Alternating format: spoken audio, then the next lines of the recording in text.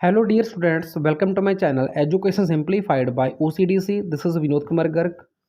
अगर आप BSc nursing के स्टूडेंट हैं या फिर जीएनएम एएनएम आदि कर रहे हैं या फिर आप गवर्नमेंट नर्सिंग जॉब्स के लिए एग्ज़ाम की प्रेपरेशन कर रहे हैं तो ये वीडियो आपके लिए है. और इस वीडियो में हमारा टॉपिक रहेगा stress adaptation cycle which is the topic from your psychology syllabus. And if you want to learn any concept in Hindi और Punjabi, then you can subscribe my channel and you can purchase all the notes also at very economical cost for your upcoming exams. So we are going to start the topic stress adaptation cycle. So first of all, the word stress is defined by Oxford Dictionary as a state of affairs involving the demand on physical or mental energy. मतलब कोई भी ऐसा mind के अंदर चलने वाला affair, ऐसी state, ऐसे हालात जो आपसे बॉडीली मतलब शरीर के तौर के ऊपर या फिर आपके मेंटल तौर के ऊपर ज़्यादा आपकी एनर्जी की डिमांड करें, उसको हम स्ट्रेस बोलते हैं. तो बेसिकली स्ट्रेस क्या होता है कि पॉजिटिव वर्ड भी है. अगर कोई स्ट्रेस नहीं होगी तो कोई भी इंसान कोई काम नहीं करेगा. तो पॉजिटिव स्ट्रेस को हम बोलते हैं you stress, EUSTRESS. And negative stress को हम बोलते हैं डिस्ट्रेस. यूजुअली क्या होता है कि स्ट्रेस को लोग नेगेटिव ही मानते हैं, बट ऐसा ज़रूरी नहीं होता. ठीक है, मतलब जो स्ट्रेस की जो सर्कमस्टांसेस होती हैं that are not always adverse. Okay, so stress can disturb the normal physiological as well as psychological functioning of the body.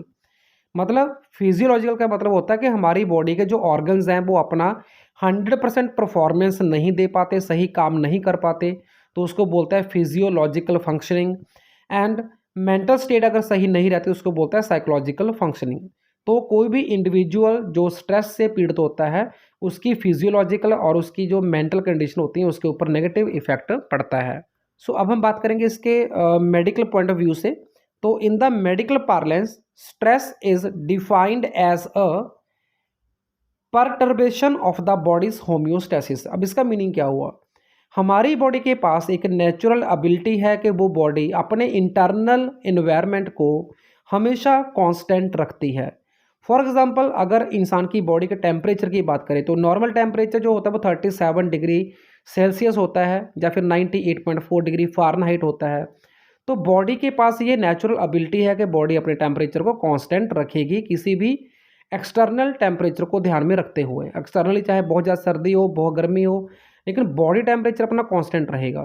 This process called homeostasis. तो जब बॉडी होम्योस्टेसिस को मेंटेन करने में सक्षम ना हो तो उस टाइम पे हम बोल सकते हैं कि हम किसी ना किसी प्रकार की स्ट्रेस में हैं. आगे हम बात करें this demand on mind body occur when it tries to cope with insistent changes in the life. तो जब हमारी लाइफ के अंदर कोई बहुत बड़े लेवल के बदलाव आते हैं, बहुत चेंजेस हो जाती हैं, तो हम उसके साथ कोप अप करने की कोशिश करते हैं. कोप अप का मतलब होता है जब स्ट्रेसफुल कंडीशन होती हैं तो हम उसके साथ लड़ते हैं परिस्थितियों के साथ, तो उसको कोप अप करना बोलते हैं साइकोलॉजिकल लैंग्वेज में. तो अगर हम कोप अप करते हुए हम प्रॉपरली कोप अप नहीं कर पा रहे, ठीक है, तो इसका मतलब क्या हुआ कि हम बहुत ज़्यादा स्ट्रेस में चले गए हैं. तो स्ट्रेस जो है वो हमारे ऊपर डोमिनेंट हो चुका है.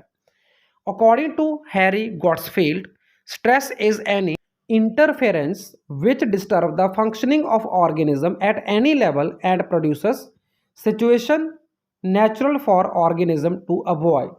तो इसका मतलब क्या हुआ कि स्ट्रेस कोई भी एक ऐसी इंटरफेरेंस है आपके माइंड के अंदर, जो आपकी बॉडी के अंदर, जो आपकी बॉडी और माइंड के फंक्शन को क्या करता है, मतलब अल्टर करता है, उसको चेंज करता है. ठीक है, एंड प्रोड्यूस आ सिचुएशन, एक सिचुएशन ऐसी पैदा करता है, ऐसे हालात पैदा करता है जिस हालात को जो भी इंसान होता है वो अवॉइड करने की कोशिश करता है.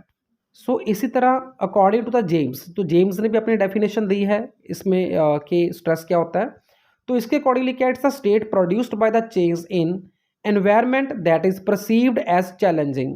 कि आपके आसपास के सराउंडिंग वातावरण के अंदर कोई ऐसा बदलाव आया है जो आपके लिए चैलेंजिंग है, आपके लिए थ्रेटनिंग है, आपके लिए खतरा है, या फिर आपको डैमेज कर सकता है आपकी पर्सनैलिटी को, आपकी शख्सियत को, या आपके किसी भी बॉडी पार्ट को, या किसी भी तरह हम कह सकते हैं कि हमारे जो मेंटल स्टेट होती है उसको डिस्टर्ब कर सकता है, हमारे बॉडी के बैलेंस को डिस्टर्ब कर सकता है, तो उसको भी हम स्ट्रेस बोलते हैं. आगे हम बात करेंगे टाइप्स ऑफ स्ट्रेस के बारे में. तो सबसे पहला आता है general stress. Everyone has this generally resolve with in a day और टू। मतलब जनरल स्ट्रेस एक ऐसी स्ट्रेस है जो पूरी दुनिया में हर इंसान के ऊपर होती है और ये 1-2 दिन में अपने आप नॉर्मल परिस्थितियों में वापस आ जाती है। सेकंड आता है cumulative stress, prolonged stress which build up after time and can lead to adverse mental और फिजिकल कॉन्सिक्वेंसेस। एक ऐसी स्ट्रेस जो लंबे समय के लिए आपके अंदर रहती है और आप में थोड़ा वो टाइमली डेवलप होती है और आपकी बॉडी और माइंड को वो नकारात्मक तरीके से प्रभावित करती है, तो उसको हम बोलते हैं क्यूमुलेटिव स्ट्रेस। नंबर 3 जो हमारी टाइप है वो है अक्यूट ट्रॉमेटिक स्ट्रेस। इसमें क्या होता है कि बहुत बड़ी कोई दुर्घटना अचानक यानी कि सडनली घट जाए, तो उस टाइम पे जो क्रिटिकल कंडीशंस होती हैं तो उसको हम बोलते हैं acute traumatic stress and producers considerable psychological distress. ये मानसिक तौर पे बहुत ज़्यादा प्रॉब्लम कॉज करती है और ये बहुत कम समय के अंदर ही डेवलप होती है। नंबर 4 आता है पोस्ट ट्रॉमेटिक स्ट्रेस। ये PTSD एक डिसऑर्डर भी आपने सुना होगा, पोस्ट ट्रॉमेटिक स्ट्रेस डिसऑर्डर। इसमें क्या होता है, कोई दुर्घटना घट जाने के बाद का जो स्ट्रेस रहता है लंबे समय के लिए, उसको PTSD बोलते हैं। सीवियर स्ट्रेस होती है, ये बहुत खतरनाक होती है, produced by the severe psychological trauma. मतलब जब मानसिक तौर पे कोई बहुत बड़ा सदमा लगता है तब ये होती है। And can produce lasting changes, मतलब ऐसी चेंजेस इसमें आती है बॉडी के अंदर जो पूरी लाइफ टाइम भी रह सकती हैं। फिफ्थ टाइप आती है स्ट्रेस की यू स्ट्रेस और positive stress. The stress that comes from good source like marriage, birth of the baby, winning the lottery. तो इस तरह जो स्ट्रेस पैदा होती है उसको हम बोलते हैं यू स्ट्रेस। ये पॉजिटिव स्ट्रेस होती है, ठीक है, जो हमें कुछ करने के लिए प्रेरित करती है। नेक्स्ट आता है डिस्ट्रेस और नेगेटिव स्ट्रेस। डिस्ट्रेस और negative stress that comes from bad sources like difficult work environment, के जहाँ पे आप कोई काम करते हैं वहाँ पे जो वातावरण है वो अच्छा नहीं है। And overwhelming sites and sounds and threats of personal injury. अगर आपको कोई चोट लगने का खतरा है, जहाँ आपको किसी तरह की बहुत नेगेटिव आवाज़ें आती हैं, तो मतलब आप उस एनवायरनमेंट में कंफर्ट फील नहीं कर रहे, तो वो होती है नेगेटिव स्ट्रेस और डिस्ट्रेस। सो नेक्स्ट हम बात करने वाले हैं कि हमें कैसे पता चलेगा कि हमारे अंदर कोई स्ट्रेस जो डेवलप हो रही है, तो कौन कौन से ऐसे सिम्टम होते हैं। तो पहला सिम्टम आता है डायलेटेड पीपल्स, के जो आँख की पुतली होती है, पीपल होती है, वो फैल जाती है। नेक्स्ट आता है डायाफोरेसिस। सो डायाफोरेसिस क्या होता है, जब अचानक बहुत ज़्यादा पसीना आ जाता है, बहुत स्वेटिंग होती है विदाउट एनी रीज़न, तो उसको डायाफोरेसिस बोला जाता है। इंक्रीज्ड हार्ट रेट को हम टैकीकार्डिया बोलते हैं मेडिकल लैंग्वेज में। तो अगर हार्ट रेट 72 टाइम पर मिनट से ज़्यादा बीट कर रहा है, तो वो फिजियोलॉजिकल इंडिकेटर होता है कि हमारे अंदर कोई स्ट्रेस जो डेवलप हो रहा है। अगला जो सिम्टम होता है वो होता है कि इंक्रीज्ड सोडियम, जिनके सोडियम आयंस होते हैं Na पॉजिटिव, वो बॉडी के अंदर, ब्लड के अंदर उनकी जो कंसनट्रेशन है वो इंक्रीज हो जाती है। साथ में बॉडी के अंदर वाटर रिटेन होने लगता है, वाटर ज़्यादा, मतलब बॉडी के अंदर स्वेलिंग आने लगती है, तो उसको बोलते हैं वाटर रिटेंशन। हाइपर वेंटिलेशन, मतलब जो आदान प्रदान होता है ऑक्सीजन का, मतलब ऑक्सीजन की कमी हो जाती है, ठीक है, ज़्यादा सांस लेना पड़ता है। और साथ में पैलर स्किन का मतलब होता है जब किसी बीमारी के कारण कोई स्किन के ऊपर पीलापन हो जाता है, येलो कलर स्किन का हो जाता है, उसको पैलर बोलते हैं। डिक्रीज्ड यूरिनरी आउटपुट, यूरिन की जो आउटपुट है वो कम हो जाती है, यानी कि यूरिन कम आने लगता है इसको जो पीड़ित होता है स्ट्रेस से। एंड लास्ट में आता है ड्राई माउथ, जो माउथ है वो सूखने लगता है, बार बार पानी की प्यास लगती है। तो ये है सभी सिम्टम स्ट्रेस के। और इसके साथ ही अगला सिम्टम है इम्प्रूव्ड मेंटल अलर्टनेस, ठीक है। इंक्रीज्ड मसल टेंशन, के मसल्स के अंदर जो टेंशन है वो ज़्यादा हो जाती है, मसल टोन बढ़ जाती है और ब्लड का शुगर का लेवल इंक्रीज हो जाता है, ठीक है। तो हम ज़्यादा अलर्ट हो जाते हैं जब स्ट्रेस में होते हैं, ठीक है। दोनों चीज़ें पॉसिबल हैं कि अगर कोई ज़्यादा सुस्ती में जा सकता है, ज़्यादा नींद में जा सकता है, या फिर ज़्यादा अलर्ट हो जाता है कि हमारे ऊपर कोई खतरा है। तो ये सभी सिम्टम से हमें पता चलता है कि जब हम नॉर्मल से थोड़ा अबनॉर्मलिटी की तरफ जाते हैं कि हमारे अंदर कोई स्ट्रेस जो है वो डेवलप हो चुका है। सो अब हम फिजियोलॉजिकल सिम्टम के बाद बात करने वाले हैं साइकोलॉजिकल सिम्टम के बारे में। तो मनोवैज्ञानिक तौर पे हमारे क्या लक्षण होते हैं जिससे हमें पता चलता है कि हम किसी स्ट्रेस से पीड़ित हैं। तो सबसे पहला आता है एंजाइटी, के हमारे ऊपर चिंता, उदासी रहती है, ranging from the mild anxiety to panic. ये बहुत कम भी हो सकती है और बहुत ज़्यादा खतरनाक अवस्था में भी हो सकती है। और उसके बाद हमारा आता है फियर, मतलब डर बना रहता है माइंड के अंदर किसी न किसी तरह का। एंगर, गुस्सा आता है। डिप्रेशन, तनाव होता है। अनकॉन्शियस ईगो डिफेंस मैकेनिज्म हमारी माइंड के अंदर हम क्रिएट करते हैं हमारी ईगो को बचाने के लिए। और डिनाइल में क्या होता है, हम किसी काम से इनकार करते हैं। डिस्प्लेसमेंट और प्रोजेक्शन का मतलब होता है कि हमारी जो नेगेटिव बॉदरसम जो फीलिंग्स होती हैं हम उसको दूसरों के ऊपर निकालते हैं, दूसरे के ऊपर प्रोजेक्ट करते हैं। तो ये सभी सिम्टम होते हैं साइकोलॉजिकल सिम्टम जो डिक्लेयर करते हैं कि we are suffering from a negative stress. So next आता है द कोग्निटिव इंडिकेटर। कोग्निटिव क्या होता है कि कोग्निटिव का मतलब होता है बुद्धि का विकास। ठीक है, तो हमारे माइंड के अंदर जो एक्शन हो रहा है, जो फीलिंग है, जो थॉट्स है, वो सब कॉग्निटिव प्रोसेस होती हैं जिसमें ब्रेन का इन्वॉल्वमेंट होता है। तो उसमें क्या होता है कि प्रॉब्लम सॉल्विंग में अगर हमें समस्या आती है, हम किसी चीज़ को स्ट्रक्चर नहीं कर पा रहे, किसी की बनतर नहीं बना सकते, ठीक है, हमारा सेल्फ कंट्रोल नहीं रहता, तो ठीक है, जब हम किसी चीज़ से सप्रेस हो रहे हैं, हम काम करने में सक्षम नहीं हैं, जब हम डे ड्रीमिंग कर रहे हैं, किसी फैंटेसी में जी रहे हैं, तो ये भी सिम्टम होते हैं स्ट्रेस के। अब क्या कि स्ट्रेस से जो पीड़ित लोग होते हैं तो उनको एक सिंड्रोम होता है जिसको बोलते हैं general adaptation syndrome, GAS, and it was explained by Hans Selye. तो हांस सेले नाम के साइंटिस्ट ने, साइकोलॉजिस्ट ने इसको एक्सप्लेन किया था, इसकी व्याख्या की थी कि जनरल एडेप्टेशन सिंड्रोम क्या होता है। So according to doctor Selye there are 3 stages of general adaptation syndrome. तो इसकी 3 इस साइकिल की स्टेजेस होती हैं। तो पहली स्टेज है अलार्म स्टेज। इसमें क्या होता था, body is initial physical reaction for fight और फ्लाइट, कि जब भी हमारे ऊपर कोई स्ट्रेस होती है तो या तो हम उसको अवॉइड करने के लिए भागते हैं, मतलब उस कंडीशन से दूर जाते हैं, या फिर हम उसके साथ लड़ते हैं, तो इसको बोलते हैं फाइट और फ्लाइट। तो ये सबसे पहला रिएक्शन होता है बॉडी का, फाइट और फ्लाइट, और इस स्टेज को हम अलार्म स्टेज बोलते हैं स्ट्रेस की। एनी फिजिकल और mental trauma will trigger an immediate act of reaction that combat the stress, कि जैसे ही हम किसी स्ट्रेस करने वाले स्ट्रेसर से पीड़ित होते हैं तो हमारी बॉडी, हमारा माइंड जो फर्स्ट रिएक्शन करता है कोप अप करने के लिए, वो एक अलार्मिंग स्टेट होती है। नेक्स्ट है because the immune system is initially depressed, कि जब स्ट्रेस होती है तो उस टाइम पे हमारा जो इम्यून सिस्टम है, जो बीमारियों के साथ लड़ता है हमारी बॉडी का सिस्टम, उसको इम्यून सिस्टम बोलते हैं, वो डिप्रेस हो जाता है। ठीक है, normal level of the resistance R lower, तो हम स्ट्रेस के साथ रेजिस्टेंस नहीं कर पाते, स्ट्रेस को रोक नहीं पाते।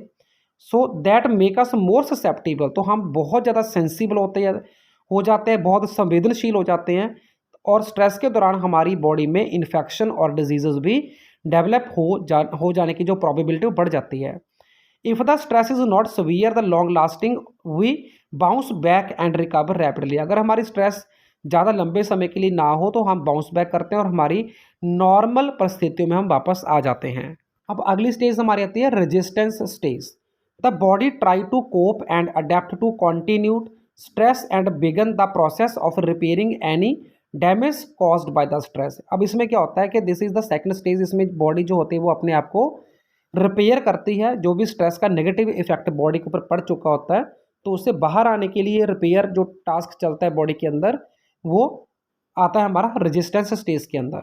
If the stress can be overcome the body repair the damage, अगर स्ट्रेस जो हमारी बॉडी उसको ओवरकम कर लेती है तो उसके बाद हमारे अंदर रिपेयर स्टार्ट होती है, फिजिकल साइन जो डिसअपीयर हो जाते हैं। Resistance to stress is increased each time it dealt with leaving us stronger than before, कि जब हम किसी चीज़ के एडिक्ट हो जाते हैं, आदी हो जाते हैं कि हमारे ऊपर ये ऐसी स्ट्रेस बार बार आती है, तो हम second time third time stress के साथ रेजिस्टेंस डेवलप करने में बहुत ज़्यादा सक्षम हो जाते हैं। ठीक है, एक्सपीरियंस हो जाता है कि हम के स्ट्रेसर के साथ हमने कैसे कोप अप करना है, कैसे फाइट करना है। तो धीरे धीरे जब हम 2 बार 3 बार 4 बार किसी स्ट्रेस के थ्रू आते हैं तो हमारी रेजिस्टेंस जो स्टेज है वो इंक्रीज हो जाती है। अब आगे आता है the exhaustion stage. Because our body is not able to maintain the homeostasis and the long term resistance needed to combat stress we invariably develop a sudden drop in our resistance. तो एक time ऐसा आ जाता है कि जब हमारी body की stress के साथ लड़ने की जो कैपेसिटी है वो ख़त्म हो जाती है। ठीक है, जैसे हम पंजाबी में बोलते हैं कि हमने हाथ खड़े कर दिए किसी चीज़ के आगे, तो हमने हाथ खड़े कर दिया, घुटने टेक दिए, ठीक है, तो ऐसी कंडीशन आ जाती है। तो उसमें क्या होता है कि हम एग्जॉस्ट हो गए लड़ते लड़ते परिस्थितियों के साथ, तो अब हम हमारी जो कैपेसिटी है वो एग्जॉशन स्टेज पे पहुंच चुकी है कि हम अभी और स्ट्रेस के साथ कोप अप नहीं कर सकते। No one experience exactly the same resistance, के अगर सेम तरह की स्ट्रेस बहुत सारे लोगों के ऊपर है तो उसको रजिस्ट करने का तरीका सबका सेम नहीं हो सकता, किसी की टॉलरेंस कम है, किसी की टॉलरेंस बहुत ज़्यादा है। कोई बहुत ज़्यादा सहनशील होते हैं कि वो अपनी हर तरह की स्ट्रेस को बड़े आराम से कोप अप कर सकते हैं, लेकिन कुछ ऐसे होते हैं वो कम से कम स्ट्रेस में भी कोप अप नहीं कर पाते। Okay, but everyone's immunity at the some point collapse following the prolonged stress reaction, कि जिसको भी स्ट्रेस होता है उसकी इम्यूनिटी किसी ना किसी टाइम पे जाके कोलैप्स कर जाती है और उस बॉडी के अंदर फिजियोलॉजिकल जो इन्फेक्शंस होती हैं वो डेवलप हो जाती हैं।